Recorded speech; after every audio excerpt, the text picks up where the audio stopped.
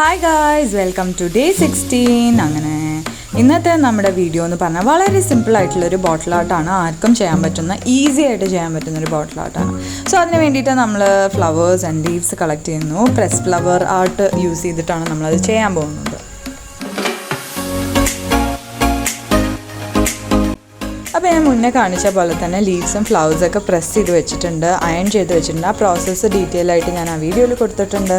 അപ്പം അങ്ങനെ ചെയ്ത് വെച്ചിരിക്കുകയാണ് ഈ സംഭവങ്ങൾ. ഇനി നമ്മുടെ ബോട്ടിലിൽ സ്പ്രേ പെയിൻറ്റ് ചെയ്യാണ്, ബ്ലാക്ക് അടിക്കാണ്. ആക്ച്വലി ഇതിന് മുന്നേ ഇതിൻ്റെ മേലെ കുറച്ച് ഗോൾഡൻ പെയിൻറ്റ് ഉണ്ടായിരുന്നു, എന്നാലും നമ്മൾ സ്പ്രേ പെയിൻറ്റ് അടിക്കുമ്പോൾ അത് കുഴപ്പമില്ല. സോ മൊത്തത്തിൽ അടിച്ചു കഴിഞ്ഞു. ഇനി നമ്മൾ കളക്ട് ചെയ്ത് വെച്ചിരിക്കുന്ന ലീവ്സ് ആൻഡ് ഫ്ലവേഴ്സ് ഇതിൻ്റെ മേലെ ഒട്ടിക്കാം.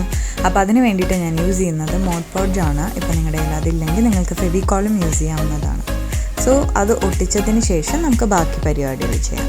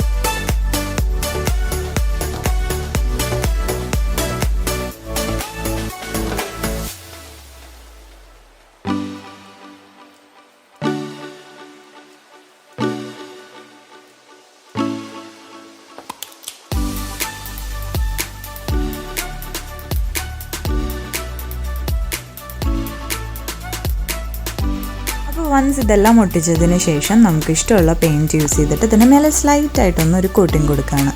നമുക്ക് ഇഷ്ടമുള്ള കളേഴ്സും യൂസ് ചെയ്യാം. അപ്പം ഞാനതിൻ്റെ ആ നാച്ചുറാലിറ്റിക്ക് വേണ്ടിയിട്ട് അതേ കളർ ടോൺ തന്നെ കുറച്ച് ഡാർക്കാക്കി കൊടുക്കുന്നേ ഉള്ളൂ.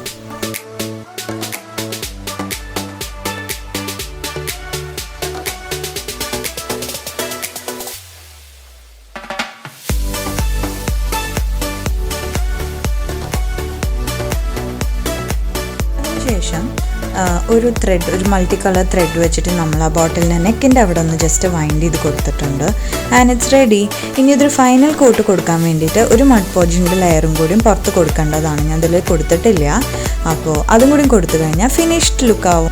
എല്ലാവർക്കും ഈസിലി ചെയ്യാൻ പറ്റുന്ന ഒരു ബോട്ടിൽ ആർട്ടാണ്. അത് ഒരു നല്ലൊരു ഡെക്കർ പീസാണ്. സോ എന്തായാലും ട്രൈ ചെയ്ത് നോക്കുക. അപ്പോൾ അത്രയേ ഉള്ളൂ ഇന്നത്തെ വീഡിയോ. അപ്പോൾ സീ യു ടുമോറോ. ബൈ.